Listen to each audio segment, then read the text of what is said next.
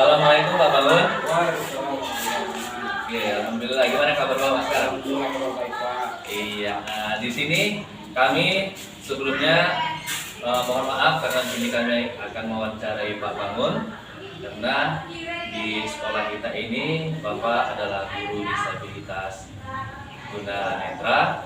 Jadi tujuan kami untuk mewawancarai Pak Bangun ini adalah untuk memenuhi tugas mata kuliah perspektif pendidikan dan pembelajaran tunanetra. Jadi sudah bisa kita mulai wawancara kita ini, Pak? Ya, silakan Pak, silakan dimulai.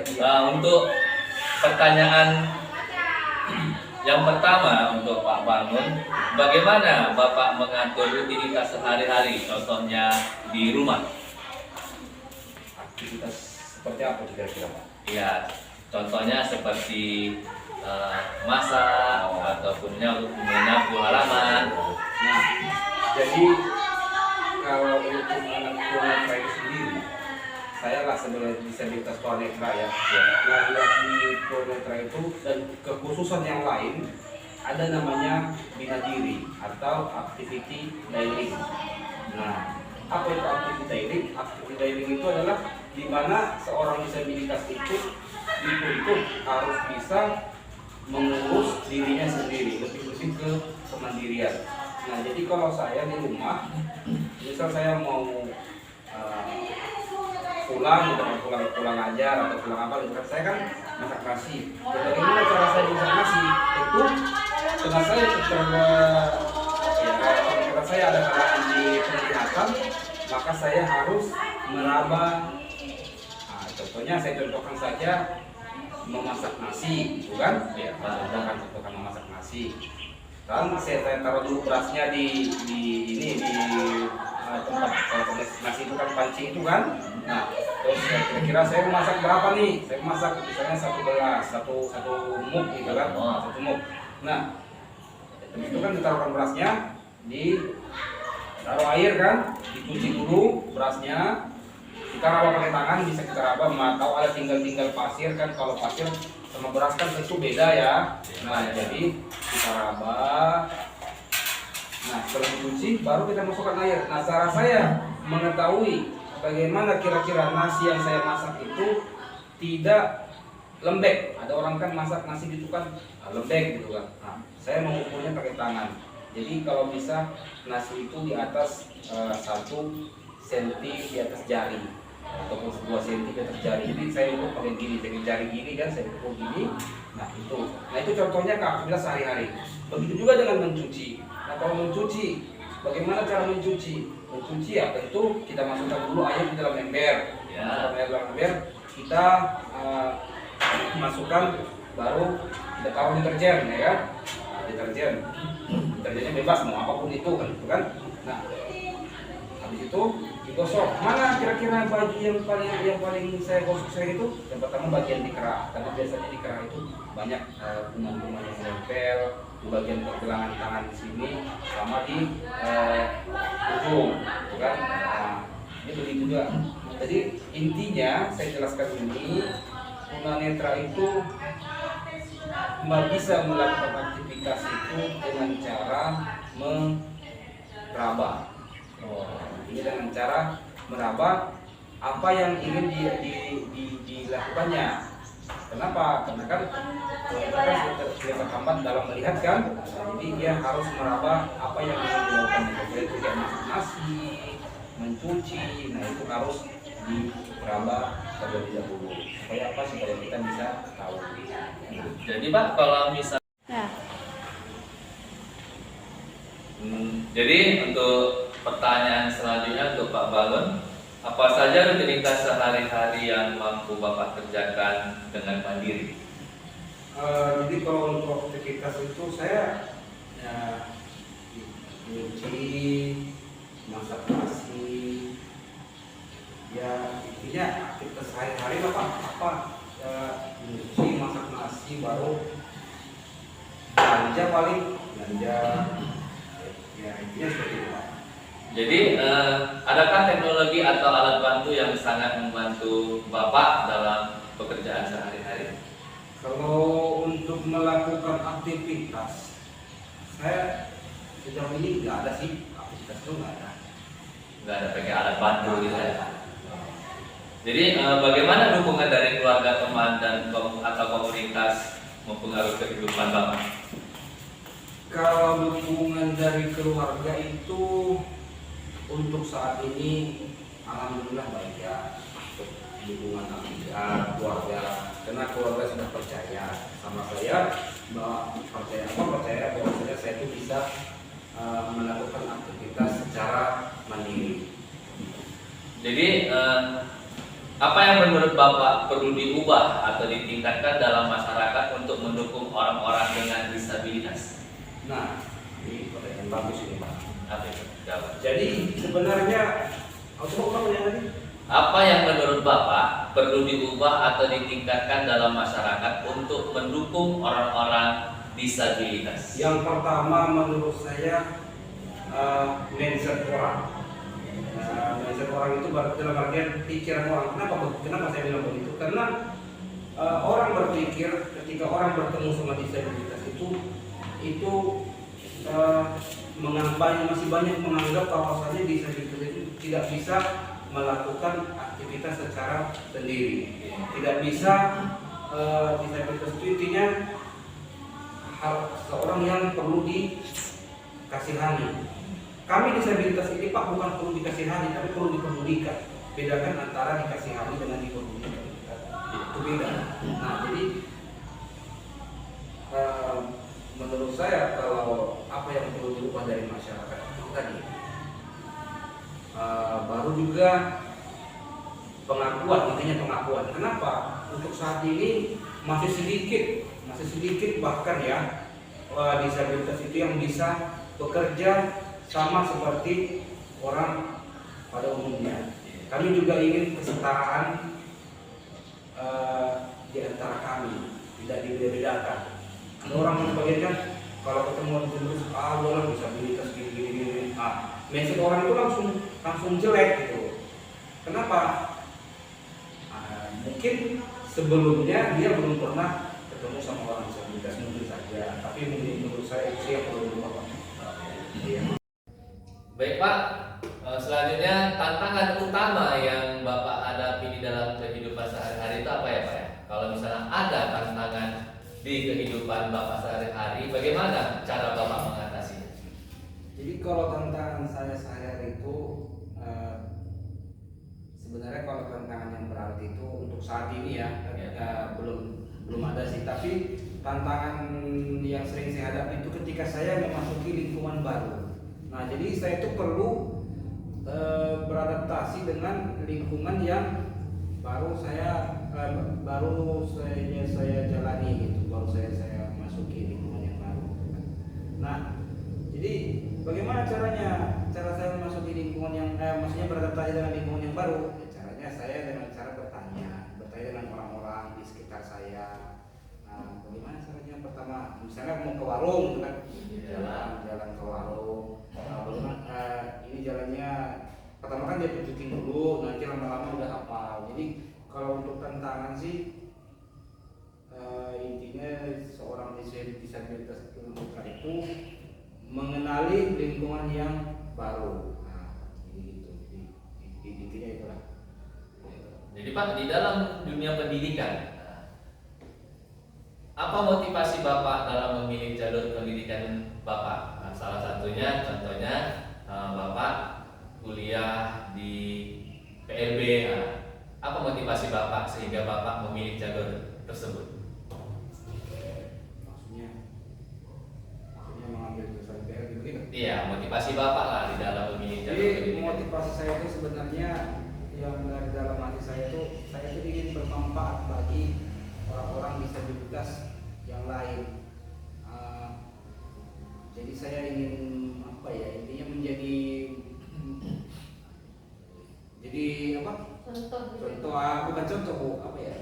ingin menjadi bermanfaat lah bagi, contohnya saya di sini kan murid saya si Ragib gitu kan. Saya ingin jadi bermanfaat aja sama orang banyak lah ya, sama murid-murid, sama disabilitas gitu ya Pak. Nah, jadi Pak, kalau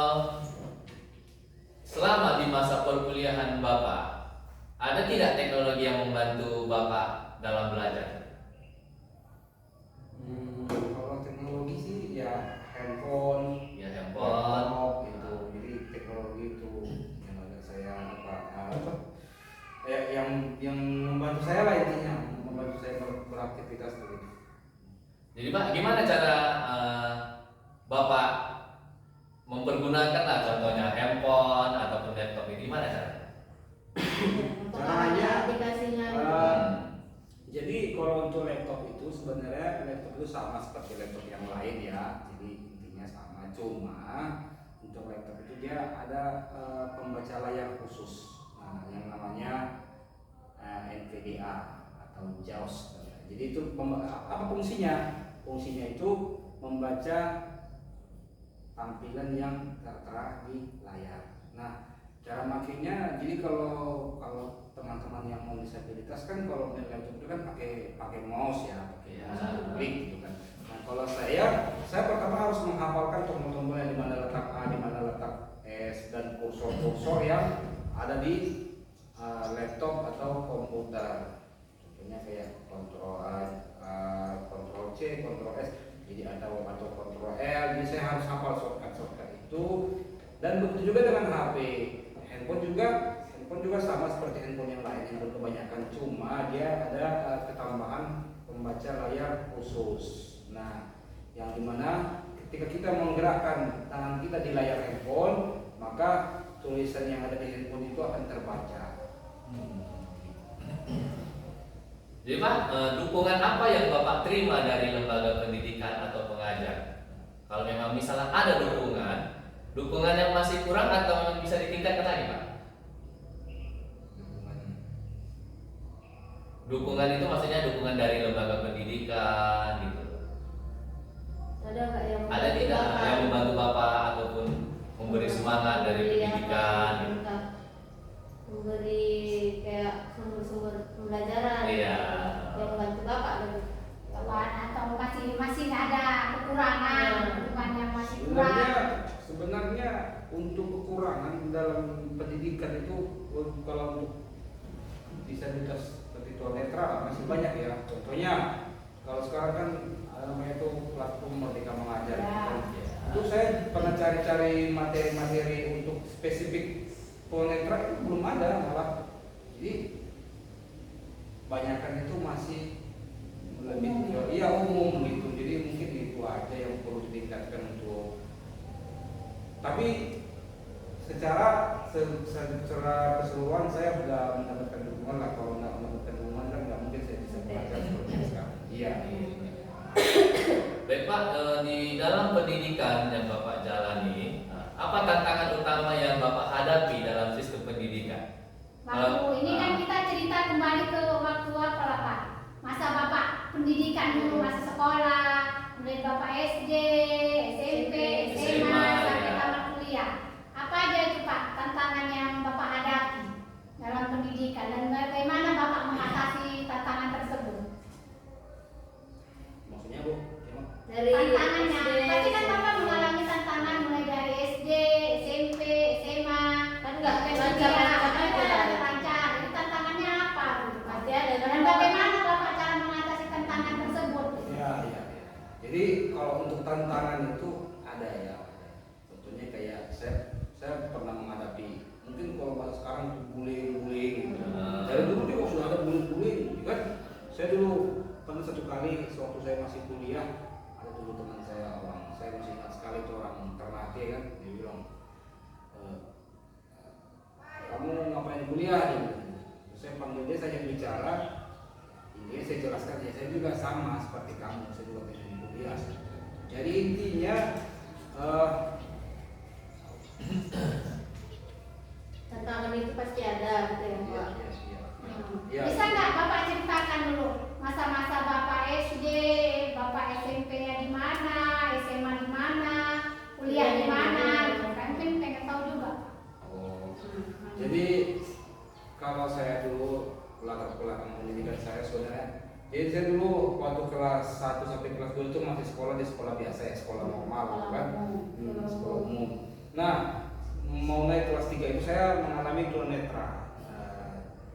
kebutaan gitu kan, mengalami tunanetra. Saya di usia jalan 10 tahun terus saya berhentilah hampir 2 tahun, hampir 1,5 tahun gitu kan. Nah habis itu saya lanjut di SLB Ranto Prapat SDLB. Iya, Nah SDLB. jadi pada waktu itu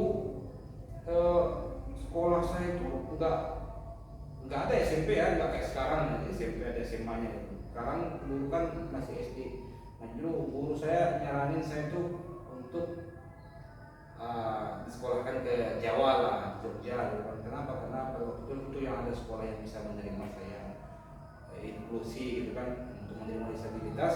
Nanti saya masuklah ke situ sampai SMA kelas 1. Nah SMA kelas 2 masuk, orang tua tuh tahu ada ternyata sekolah yang sudah dibuka di Lubukakam di SMA Negeri 2. Nah dibuka, menerima inklusi juga, jadi orang tua bapak saya pindahkan saya ke situ. Nah jadi kan sampai lagi itu kelas 3. Nah setelah saya dari kelas 3 2017 saya coba SBMPTN, seleksi bersama masuk perguruan tinggi negeri kan. Saya masuk, saya ujian, saya lulus di Manado, di Manado saya lulus ambil kuliah SLB kan di Manado. Sampailah di situ 2021 saya wisuda 2021 bulan November. Nah, jadi itu mungkin latar belakang pendidikan saya. Berarti intinya Bapak SD, SMP, SMA itu di sekolah umum ya Pak? Iya. Menerima sekolah inklusi ya Iya, Pak? iya. Jadi Pak, perubahan yang Bapak harapkan apa dalam sistem pendidikan ini untuk lebih mendukung siswa-siswa tunanetra? Seperti yang saya bilang tadi ya. Apakah media pembelajarannya perlu ditingkatkan? Jadi intinya mungkin lebih banyak lagi alat peraga ya untuk tunanetra. Kenapa? Karena tunanetra itu harus dia itu bisa mengenali sesuatu itu dengan meraba. Nah, jadi ketika dia tidak meraba sesuatu, maka dia tidak akan tahu bentuk yang dia pelajari itu apa. Ya, seperti perbedaan kambing Iya, dan iya, gajah ya Pak? iya betul lah, begitu dia. Jadi intinya ya lebih banyak alat-alat peraga lah Bu. Oke Pak, tadi kan kita bicara masalah pendidikan ya kan Pak.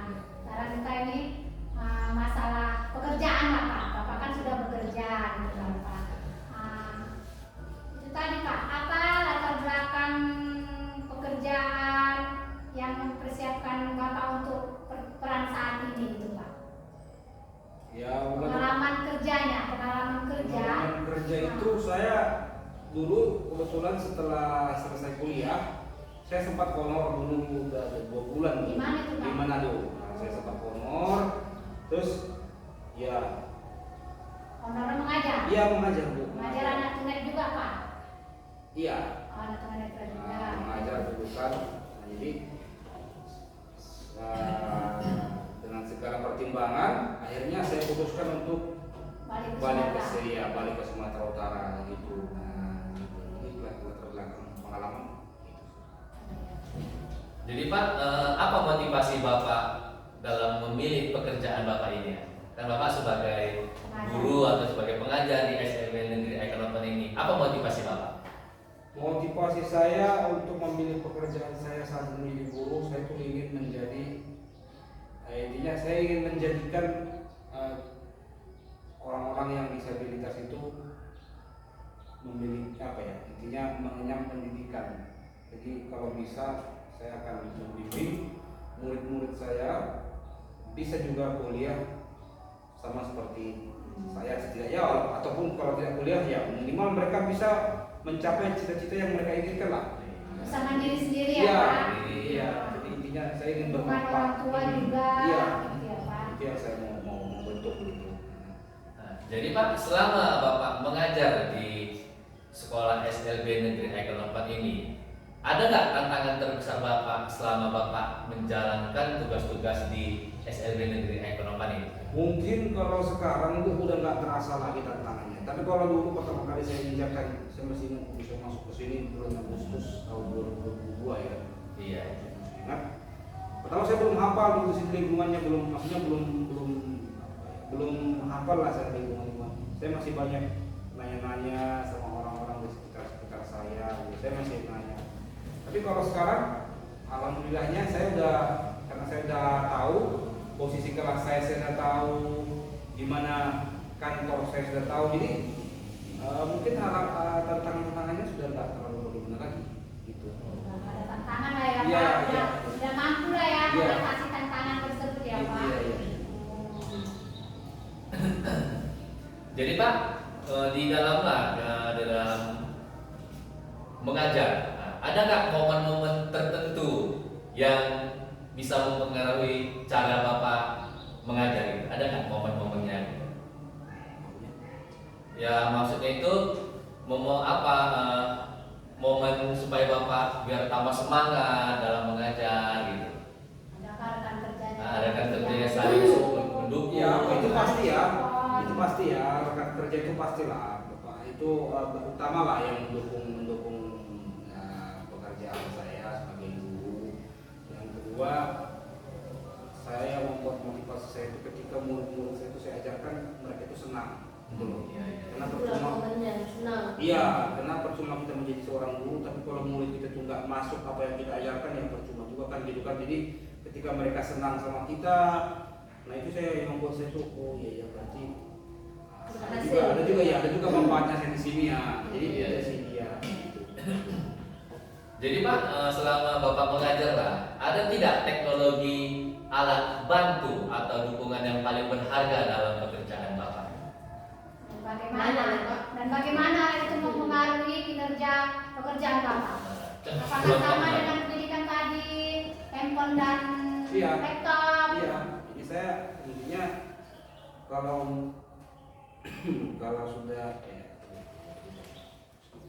Kalau sudah belajar gitu. Kalau sudah mengasih materi kepada anak, Materi.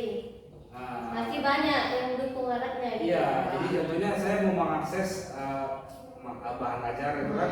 Nah, jadi saya menggunakan handphone, kalau nggak handphone laptop. Jadi itu mendukung lah iya, ya mendukung pembelajaran saya. Bapak ya. Mempermudah. Mempermudah lah ya dalam pekerjaan Bapak ya. Iya, iya. Sangat membantu lah teknologinya kan Pak. Iya. Dia pembelajarannya ya Pak. Iya. Jadi Pak, kalau seperti itu, adakah teknologi atau dukungan yang Bapak rasa perlu diperbaiki atau ditingkatkan? Atau cukup gitu ya. Atau media pembelajaran, atau macam huruf braille, atau tongkat, atau tongkatnya bisa pakai apa tadi? Entah Google Maps, GPS, GPS. GPS. Ada nggak keinginan Bapak seperti itu? Iya, biar mempermudah gitu ya Pak. Ada nggak? Atau udah cukup gitu? Udahlah pakai ini aja. Gitu. Ya intinya kalau untuk teknologi itu ya mungkin seperti yang saya bilang tadi, tongkat itu yang Yang ada yang GPS. ada GPS-nya gitu kan. Jadi ketika kita pakai GPS itu kan saya merasa itu kan kayak Terbantu. iya, jadi kan tongkat selama ini kan hanya tongkat putih begitu. Ya. Kalau pakai GPS itu kan kalau misalnya kita ke kiri, misalnya kita mau ke tempat sesuatu nih, alat itu bisa membantu membimbing kita ke tempat itu gitu. Tongkat yang bisa ngomong Iya. lah istilahnya. Ada suara.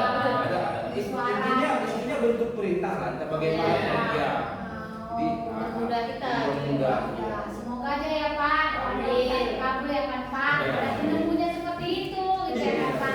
Karena kan alat-alat masak juga ada yang Sekarang kan udah canggih. Canggih, udah semua canggih ya. Ada yang penemu ya Pak, kita Iya. berdoa aja ya Pak. Mudah-mudahan sampai aja.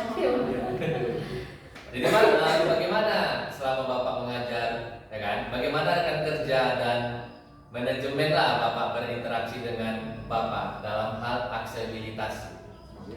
Cara Bapak Sosialnya lah. Dengan rekan kerja. sama rekan kerja. Interaksi lah dengan rekan kerja. Kalau untuk Dalam berinteraksi ya aksesibilitas. seperti biasa saja ya. Mungkin